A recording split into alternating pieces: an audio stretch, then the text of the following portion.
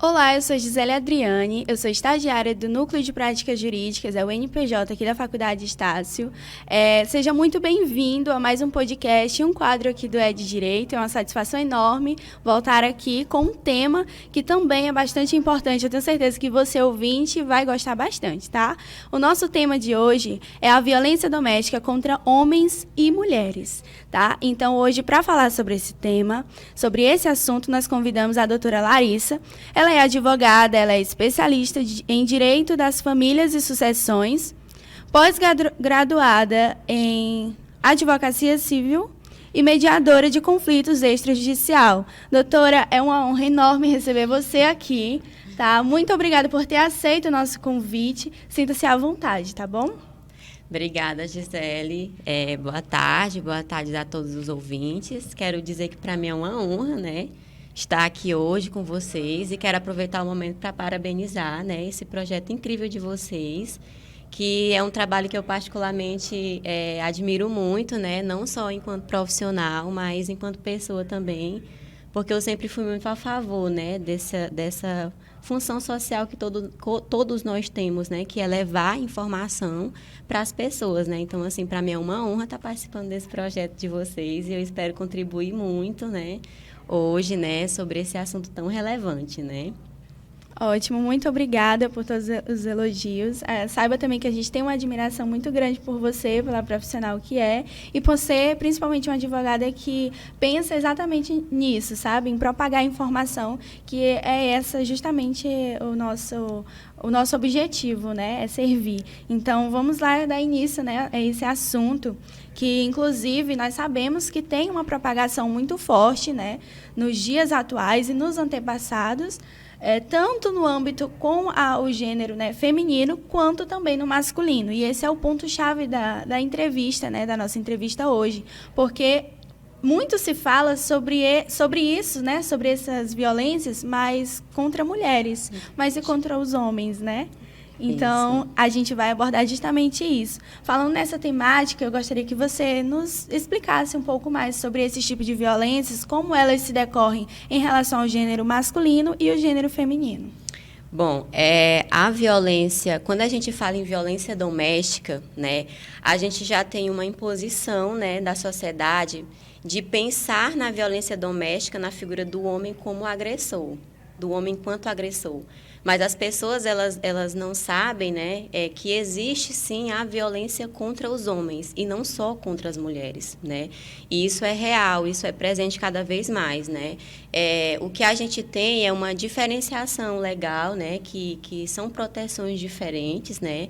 E aí, assim, a violência doméstica, falando em palavras da lei, né, a violência doméstica, ela vem a ser aquele ato, né, aquele ato de ação ou omissão, né, dentro do gênero, né, que ela leva a pessoa a uma condição de lesão, de sofrimento, e muitas vezes, né, até a morte, né.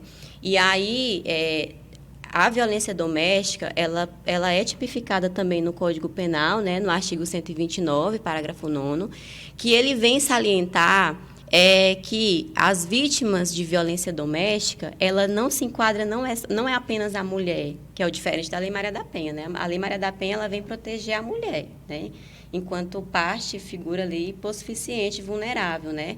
Já essa disposição do Código Penal, ele vem dar essa proteção como vítima, tanto o homem contra a mulher.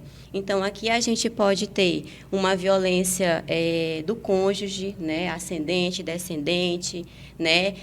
Então, assim, é muito importante a gente fazer essa diferenciação, né? E aí, aqui, por essa disposição legal, por entendimento mesmo do STJ, a gente não tem uma obrigatoriedade que as pessoas elas convivam, né, no mesmo ambiente, né?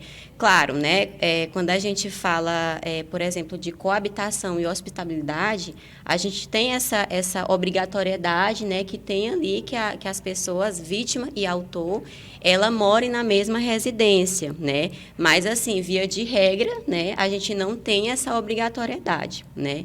Então, assim, enquanto há violência doméstica doméstica contra a mulher, né, tipificada lá na Lei Maria da Penha, né, que no caso se trata de outra lei, a Lei Maria da Penha ela vem proteger a mulher enquanto figura hipossuficiente.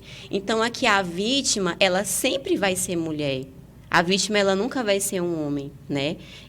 Por quê? Porque a gente olha para a mulher e a gente olha para a mulher e vê aquela parte mais vulnerável, né? Mais hipossuficiente. E aí aqui, é claro, não é em todos os casos que a Lei Maria da Penha, né, ela vai ser aplicada, né? Por exemplo, vou te dar um exemplo. Em uma briga de trânsito. Uma briga de trânsito acontece lá que um homem, ele cometa uma violência doméstica em face da mulher. Aquelas pessoas, elas não se conhecem. Então, aqui a gente não é o que se fala em Lei Maria da Penha. Por quê? Porque a violência, ela tem que ser cometida dentro do ambiente familiar, né? Dentro daquele ambiente doméstico. E tem que ter também aquele laço de afetividade, né?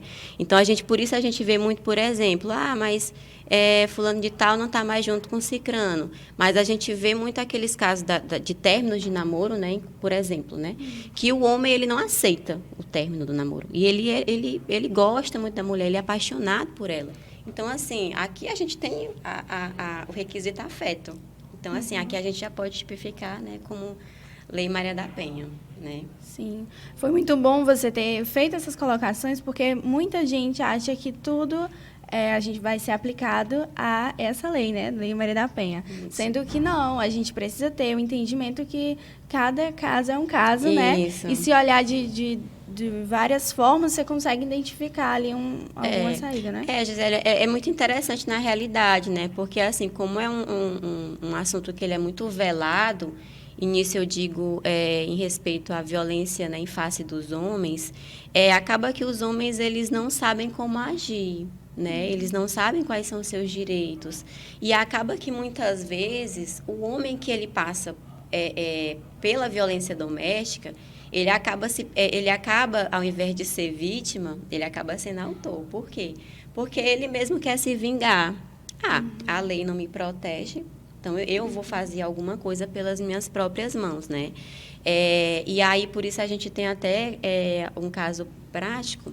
Eu não me recordo qual é um ano, mas teve uma situação de um rapaz que ele sofria, na realidade, né, a violência doméstica, e ele esperou, né, que a namorada fosse dormir e jogou uma panela de água quente na namorada, né? Não lembro se era namorada ou se era esposa, né? Então, assim, a gente vê aqui um caso prático de uma pessoa que ela era vítima, não sabia como se defender, não sabia como agir e acabou sendo autora, né? Sim. Infelizmente, né, isso acontece bastante. Muitas vezes por falta de informação mesmo. E é justamente por isso que a gente traz esses temas de relevância para o podcast, né? Isso. E já reforço para você que não está nos assistindo, que se conheceu, se passar por isso, que já apoiem, né, esse nosso projeto, esse nosso trabalho, que é importante, isso, né? Que é a divulgação. De fato. E justamente sobre esse ponto, eu gostaria de que você nos explicasse, nos falasse quais são as medidas, o que uma pessoa que está sofrendo esse tipo de violência doméstica, o que ela pode fazer, né? Quais passo a passo ela deve seguir, você na condição de advogada. Pronto. Como a gente acabou de explanar, né, a gente tem aí 2 institutos, né, que ele trata a violência doméstica. A diferença é que ele traz ali, ele pode ser abrangido, né, o homem, e a Lei Maria da Penha, ele abrange ali a figura da mulher. Então, assim, nos casos das mulheres, né, elas, no momento que ela começa a perceber que ela está sendo vítima de uma violência doméstica, ela tem as medidas protetivas, né, chamadas medidas protetivas, que, na verdade, ela vem a ser um marco, né, dentro da Lei Maria da Penha, porque não basta a gente ter apenas uma lei. É importante que a gente tenha as medidas protetivas para vir como forma de prevenção, né? Forma de prevenção. E aí é um ponto muito delicado na realidade, porque, assim, para nós que estamos fora, às vezes é muito óbvio você olhar para um relacionamento e dizer assim: nossa, aquela mulher, ela é agredida fisicamente, ela é agredida verbalmente, né? E às vezes as pessoas até criticam, né?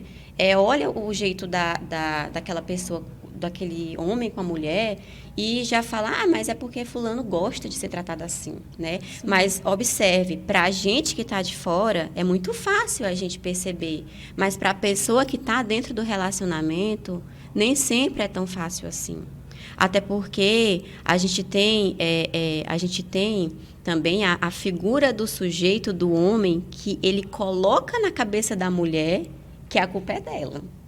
A culpa é dela por ela estar sendo agredida. A culpa é dela por ela estar sendo hostilizada daquela forma. E acaba que a mulher ela aceita. A gente vê muitos casos de mulher, por exemplo, que até na relação sexual, ela apanha e ela acha que aquilo é normal, porque o marido precisa desestressar. Bom, para você falando para uma pessoa parece assim, nossa, é um absurdo, mas como é que isso acontece? Mas quem está dentro é muito difícil, né? Mas, assim, no momento que a mulher, ela perceber que está passando por uma violência doméstica, isso aqui eu estou falando da mulher, estou falando, por enquanto, na perspectiva da Lei Maria da Penha, ela tem as medidas protetivas, né? E aqui eu vou elencar algumas delas. Por exemplo, a restrição do porte de arma, né? E a suspensão, né? Da posse de arma. O que seria isso? Seria que o autor do fato, ele tem o porte de arma, ele tem a posse de arma. E aí o juiz, ele pode deferir, né? Ele pode deferir que aquela pessoa, ela seja suspensa, né? De estar ali fazendo o porte de arma, ou restrição desse porte de arma, né? Sim. Por quê? Porque uma arma de fogo, né? Ele pode ser devastador, né? Devastador. E aí também a gente tem também a questão do distanciamento, né, que a gente vê mais, por exemplo, 100 metros, né, 200 metros, me falha aqui a memória.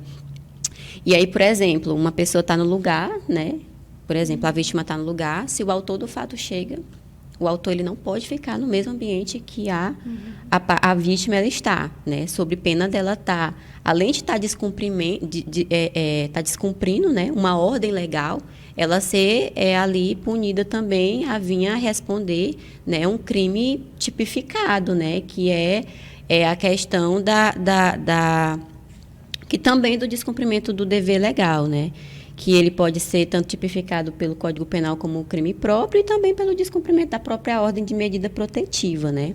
E aí, assim, a gente tem também a questão do afastamento, né, desse autor do domicílio, né. Porque, veja bem, eles estão ali em uma casa, né? Tem ali o cotidiano. Então, para evitar aquele convívio, o juiz ele pode deferir que o autor ele saia de casa e que a vítima ela permaneça no domicílio, né? A gente também tem casos também que o autor ele se afaste, além da vítima, também da família, né, de testemunhas, né.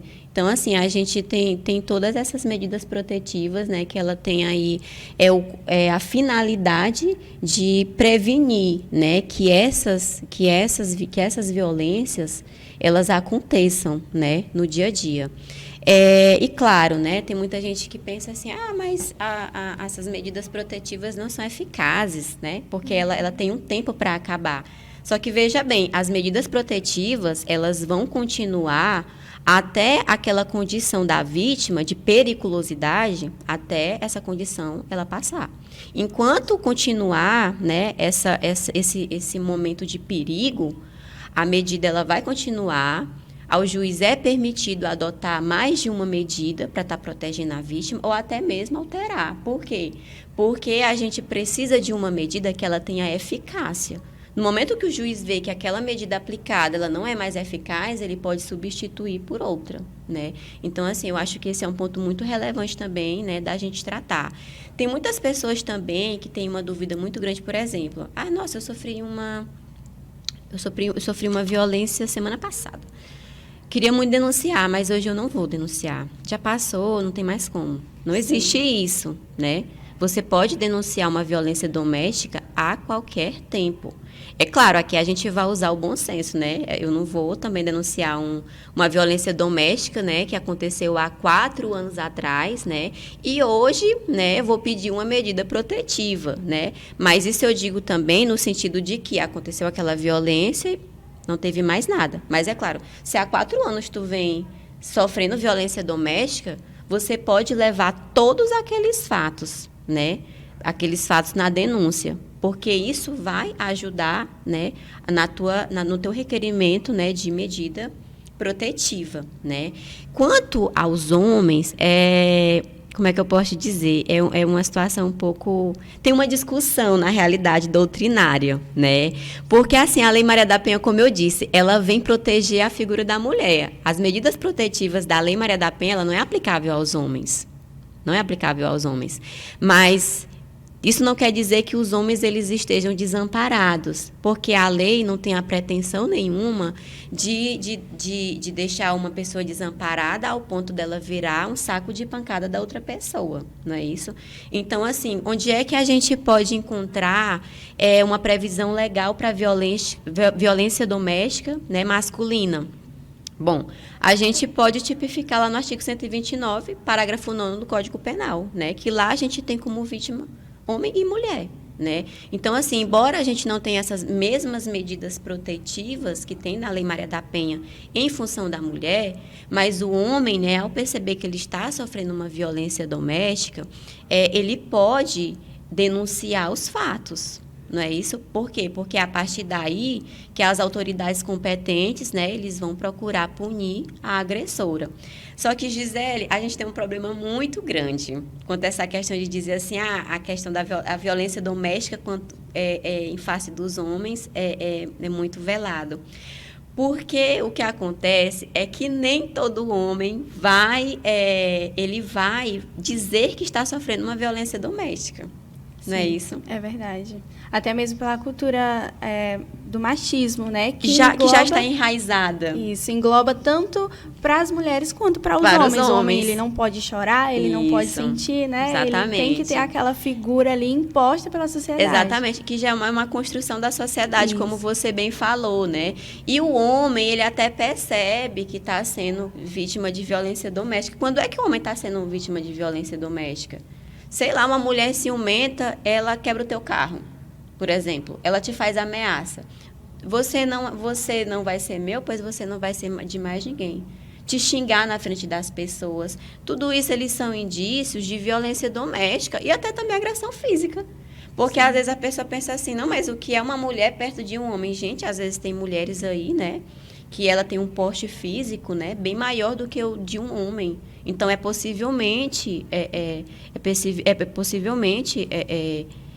aliás, é perfeitamente possível, né, que um homem ele venha a sofrer uma agressão sim, de uma mulher. O problema é que o homem ele não confessa que sofre essa violência doméstica por vergonha, por achar que aquilo vai diminuir a masculinidade dele. E eu já vi relatos de homens que já sofreram, como é que eu posso dizer? Já foi motivo de piada até mesmo para a própria polícia, que tem o dever de proteger. Sim, sim. Né? Então, assim, por essa situação, por esse medo de virar piada, por esse medo de ser diminuído, de ser menosprezado, quase todos os homens ele não têm essa coragem, né? Sim. De se defender. Né? E esse é um problema muito grande. Por quê? Porque acaba que a pessoa fica nessa situação, né? Ele, às vezes, pode até sofrer consequências mais graves, né? Que é via óbito, né? Sim, via óbito. Com certeza. A gente vê que se enquadra os tipos de violência, né? Que é a violência física, a patrimonial, né? E as diversas outras, a moral, a psicológica, não somente para a mulher, mas também para os homens. Exatamente. Né? Uhum. Como você bem explanou aí, que a violência ela não é só aquela física. Por exemplo, a mulher que chega a quebrar um carro, um bem, uma moto, né? Do marido, do atual esposo. Exatamente. E sabe um caso prático que a gente pode trazer? É o caso da Elisa Matsunaga.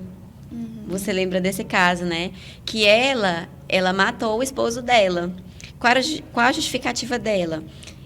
Que ela começou a sofrer traições dentro do relacionamento. Ela descobriu, quis separar, porém descobriu que estava grávida, né? E aí decidiu ficar no casamento sob a condição do marido não trair, né? Não cometer mais os atos infiéis, porém, continuou a mesma coisa.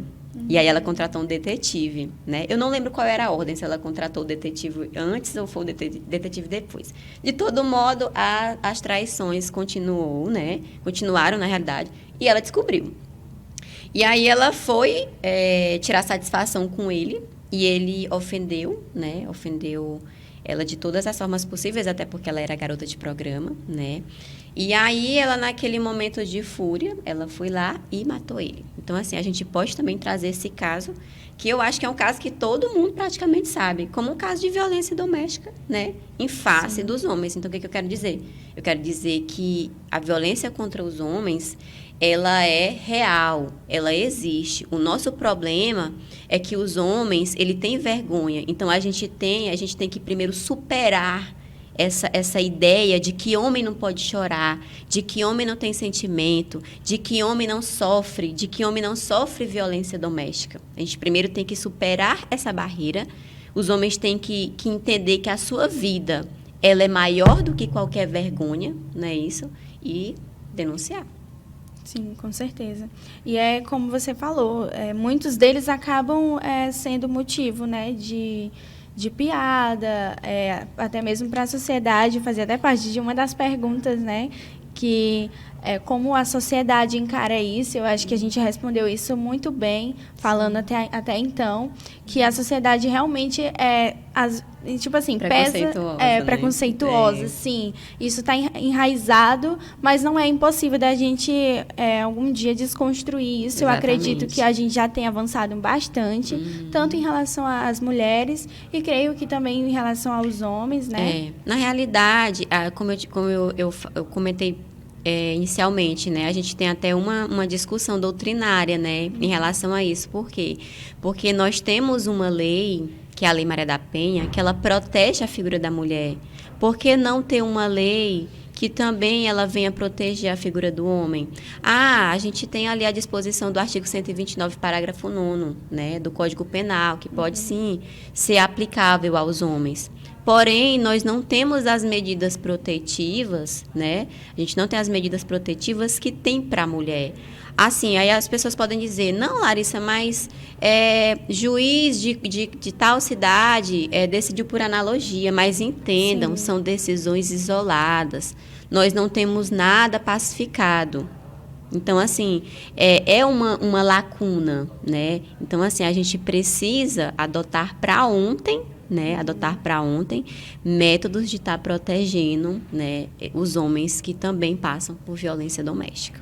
Sim, né? Inclusive, eu até assistindo uma vez o Caso de Família, né? Sim. Lá era tipo uma ONG, né? Agora eu não me recordo o nome dessa ONG, mas era uma ONG formada por mulheres e também tinha homens no meio, onde eles criaram esse projeto, onde vai apoiar mulheres que sofrem homens, violência, né? e homens, para tratar justamente essa construção de que o homem tem que ser ali, sabe, o invencível, Exatamente. sabe, o super-homem. Exatamente. E aí, lá elas tratam tanto essa questão do homem quanto da mulher. Muito interessante. E sim, eu acho de suma importância a gente começar a olhar num contexto que ambos são vítimas, né, de uma certa forma. Eu acho que o problema também é que por essa questão do homem não denunciar, né, acaba que a nossa legislação, ela fica ali inerte. Porque, assim, a nossa legislação, ela vai se moldando, né, a partir dos acontecimentos na sociedade.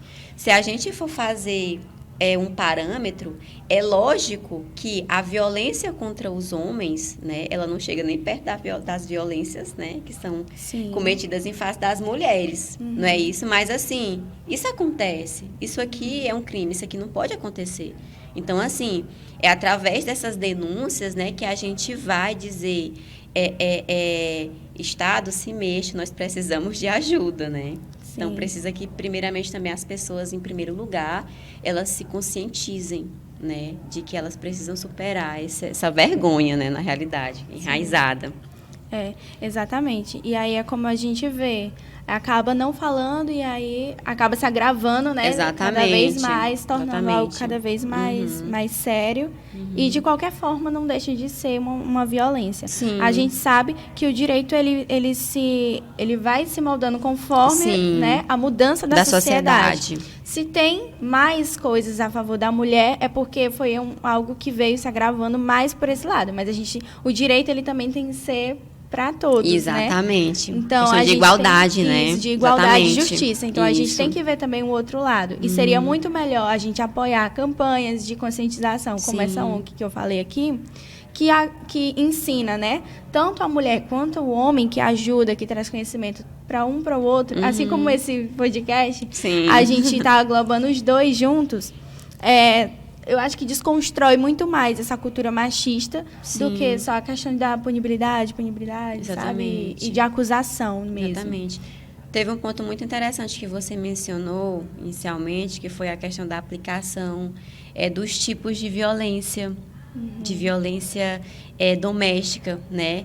Que inicialmente a gente pensa que é só para as mulheres, mas elas também podem ser aplicadas para os homens, embora sejam violências que sejam ali abrangidas pela Lei Maria da Penha, né? Como a gente pode ver, a gente tem muitas decisões isoladas, mas muitos juízes, nesses raros casos que acontecem, eles fazem esse entendimento, né? Por analogia, né? E aí eu acho que é muito importante também a gente citar aqui os tipos de violência, violência doméstica, né? Que a Lei Maria da Penha, ela abrange os 5 tipos, né? Que é a violência física, né? O que seria essa violência física? A violência física é aquela mais vista no nosso cotidiano, né? Que ela ataca diretamente a integridade da mulher, né? E aí, quais são os exemplos mais práticos que a gente vê? Sei lá, chute, puxão de cabelo e muitas vezes até a morte, né? Como a gente também acabou de explanar, né? Depois a gente tem aí a figura da violência psicológica, né? Que muitas pessoas falam que a violência psicológica é a menor de todas, só que no meu ponto de vista, eu acho que de menor ela não tem nada, né? Sim, com certeza. Não tem nada. Porque, assim, a questão da violência psicológica, ela vem a impactar a mulher de uma forma negativa, talvez mais do que a violência física. Porque quantas mulheres, Gisele, a gente não vê tendo que fazer tratamentos, né, pela vida inteira, ou o uso de medicamento contínuo, e o trauma que ela tem de se envolver com outra pessoa, por medo, né, que aconteça novamente. Então, assim, para mim, todos esses eventos danosos, né, que ele é aqui trazido pela violência psicológica, ela acaba sendo pior do que a violência física, né? E assim, a gente sabe que a violência psicológica ela é um pouco complicada, né, da gente ali identificar, mas a violência psicológica, ela vem atacar diretamente a autoestima da mulher, a ponto da mulher ela se sentir inferiorizada, ela se sentir rebaixada. Por exemplo, o marido chamar a mulher de feia. Como é que essa mulher não vai se sentir? Ou o marido comparar a esposa com a amante. Ou o marido proibir a mulher de vestir um certo tipo de roupa por dizer que o seu corpo é feio. Ou você é gorda demais, ou você é magra demais. Né? Então, assim, esses seriam motivos de violência psicológica. Também tem a questão da proibição de ver familiar, né? Sim. Então, assim, eu lembrei também aqui, eu não sei se você lembra daquela série Bom Dia, Verônica. Sei. Eu acho que ela é muito importante a gente citar. Verdade. Porque eu lembro que o autor do crime, ele proibia a mulher de falar com a sua família. Você lembra, né? Sim. Falar da sua família. E é um filme muito interessante. Aliás, uma série, né? Uma série muito interessante. Isso eu tô falando aqui da primeira temporada, né? Mas ela já tem a sua segunda temporada. Que ela vem englobar, né? Todo esse cenário da violência doméstica, né? Essa violência sexual, essa violência física, né? Essa violência moral, psicológica. E ela é um grande exemplo da violência psicológica, porque ele tenta colocar até aquilo que a gente acabou de falar, dele tentar colocar na cabeça da esposa que é culpa dela. Dele agir daquele... Sim. Né? Então, assim, eu acho que é um exemplo muito importante da gente tá trazendo aqui. Inclusive, quem puder, assistam. Assistam até mesmo para entender e principalmente para aquelas pessoas que suspeitam, né, que passam aí por uma violência doméstica. É uma série muito esclarecedora para você saber identificar se você também está sendo vítima, né, de violência doméstica. Sim. Mas aqui dando continuidade, né? Aí a gente passa ali para a violência sexual, né? Que a gente vê aí um caso mais típico, né? O estupro, por exemplo, seria um exemplo, né, de violência sexual. E a gente pode trazer também como exemplo até a questão da mulher, que ela por exemplo, a mulher casada. Não é porque a mulher casada está ali no papel, né? Isso eu estou falando... a questão de um casamento civil, mas, claro, a gente tem os tipos de casamento, né? União estável, enfim. Não é porque ela é casada com ele que ela é obrigada a cometer um ato sexual todas as vezes que o marido quer. Se ele faz isso, se ele obriga ela a ter um ato sexual ali, a gente está tendo aí também, né, um exemplo de violência sexual, né? Sim, com certeza. Exatamente. E aí muitas mulheres acham que não, né? Muitas mulheres acham que não, que é a obrigação da mulher, né? A gente ainda tem Sim, né? Essa ideia construída, né? Então seria também um tipo de violência sexual. Outro exemplo que eu acho que é muito importante a gente trazer é o fato, por exemplo, do homem ele impor que a mulher não use anticoncepcional. Nossa, exatamente. Infelizmente tem muito isso. Não é? Sim. E aí, assim, fazendo a mulher ser obrigada a engravidar. Contra a vontade dela. Então, isso também seria um caso de violência sexual, né? Então, assim, a gente fala assim, mas acontece muito da mulher ter que engravidar obrigada, da mulher não usar um anticoncepcional porque o marido não deixa, né? Eu sou muito da vibe meu corpo, minhas regras, né? Sim, com certeza. Meu corpo, minhas regras. Então, lá em casa não tem disso, né? Tipo, se eu quiser, eu uso. Se eu quiser, eu não uso, né? Até porque... E tudo isso, gente, tudo isso tem que ter consenso, né? Você não vai ter um filho só porque um quer. A questão da família, ela é uma construção de uma relação consensual. Porque só assim você vai conseguir manter a paz dentro do relacionamento. Sim. Se você começa a agir por imposição, né, da outra pessoa, você não vai ser feliz nesse casamento nunca, né? Então, assim, e aí a gente seguindo aqui o rol de violência, a gente pode também trazer aqui a violência patrimonial, né? Que é uma violência que ela é pouco comentada, mas ela também existe. E aqui a gente pode dar um exemplo, por exemplo, a mulher do lar. A mulher que ela não trabalha, que ela depende financeiramente do marido, né? Ela acaba se submetendo a viver nesse relacionamento porque ela não tem condição de se sustentar. E muitas vezes ela tem filhos. Então, assim, se ela não tem como se sustentar, como é que ela vai sustentar os filhos? Não é isso? E às vezes até mesmo por uma questão de que assim, mas a mulher ela pode sair de casa e deixar os filhos com o marido. Mas, assim, poucas mães têm coragem de deixar os seus filhos, né? Sim, logo associa. Se ele foi violento comigo, vai ser violento com meu filho. Exato. Não é isso? E aí, assim, acaba que a mulher, ela vem se submeter a esse relacionamento, né? Para estar ali, tendo a sua subsistência ali mantida, né?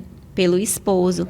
E acaba que Gisele, isso acontece muito. Muito mesmo.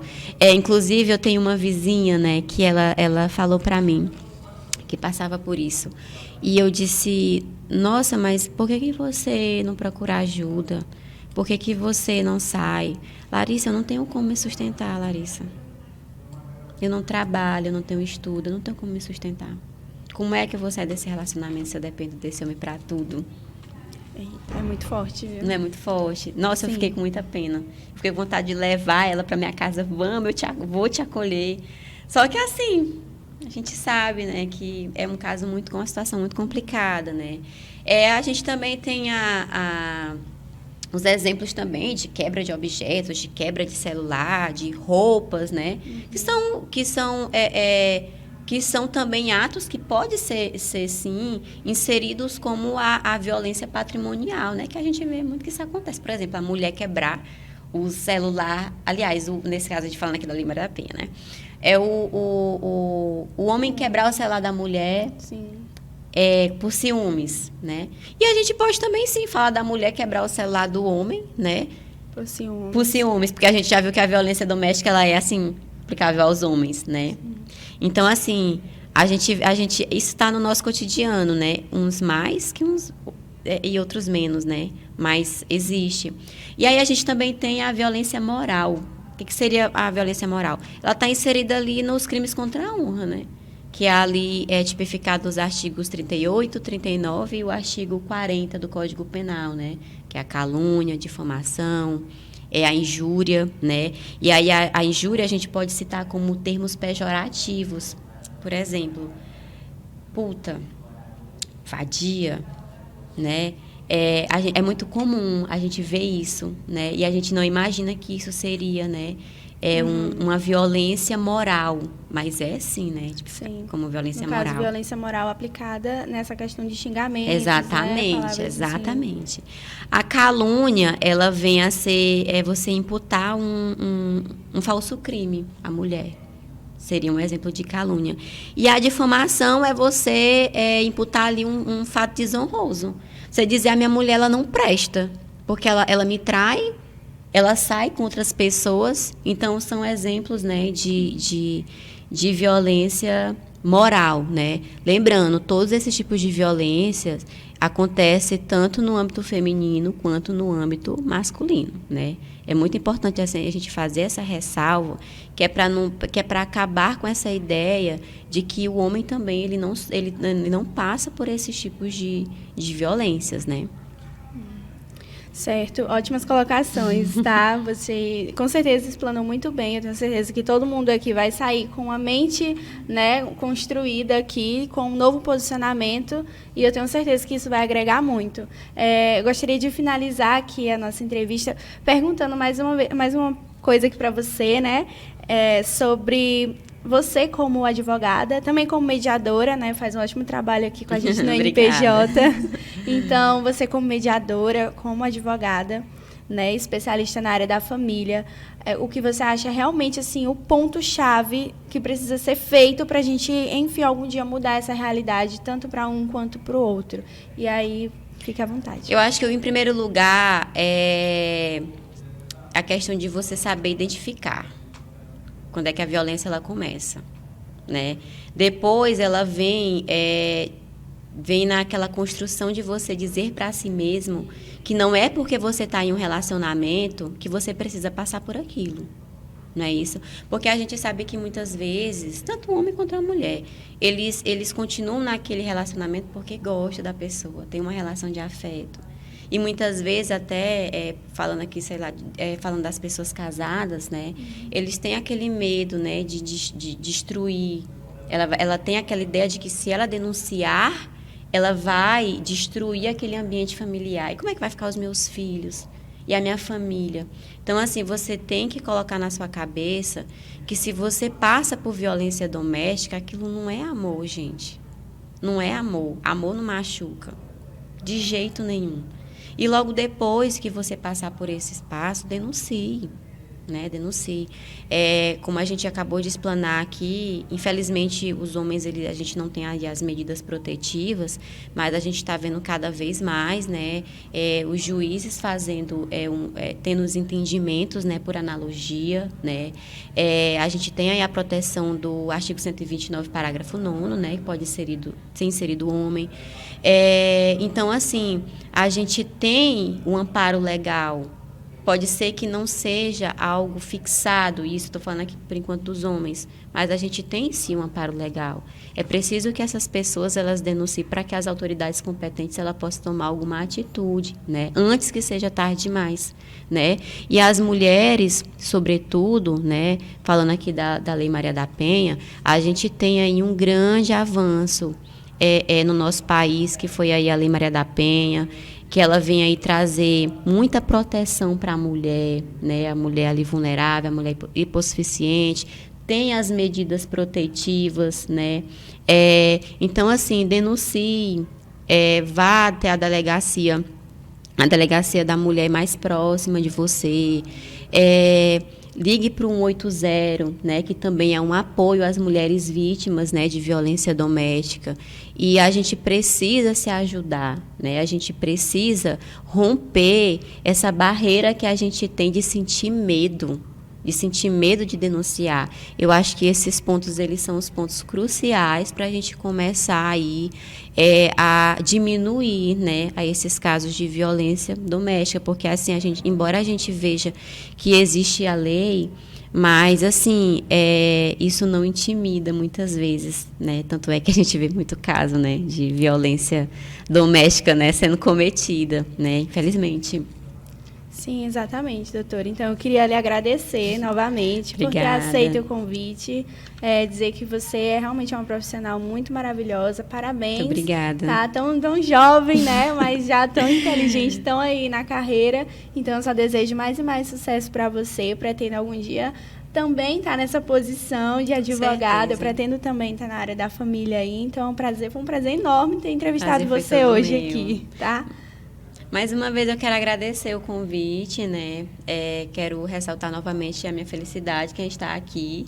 E você também, né? Tenho uma admiração muito grande, porque, embora também tão jovem, mas é uma pessoa extremamente aplicada, é uma pessoa extremamente comprometida, também faz um trabalho incrível no NPJ, né? Enquanto estagiária.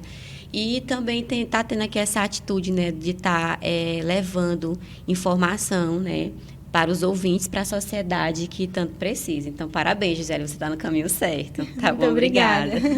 Muito obrigada, doutora. Então, gente, ficamos aqui com mais uma entrevista, tá? Muito obrigada a você que chegou até aqui. Nos acompanhe nas redes sociais, tá bom? Tanto da AGECOM, tanto do NPJ e da doutora Larissa também, né? Você quer deixar aqui o seu @? Sim, Larissa Borges, _MV. Pronto, a doutora Larissa, ela aborda vários conteúdos interessantes, viu? Então, já siga lá. Obrigada. E é isso. E é isso, viu, gente? Então, muito obrigada a todos vocês. Lembrando aqui que vai ser transmitido tanto no quadro quanto no podcast, mas todos são aglobados no canal do YouTube da Rádio AGECOM, tá bom? Então, siga as nossas redes sociais e até logo.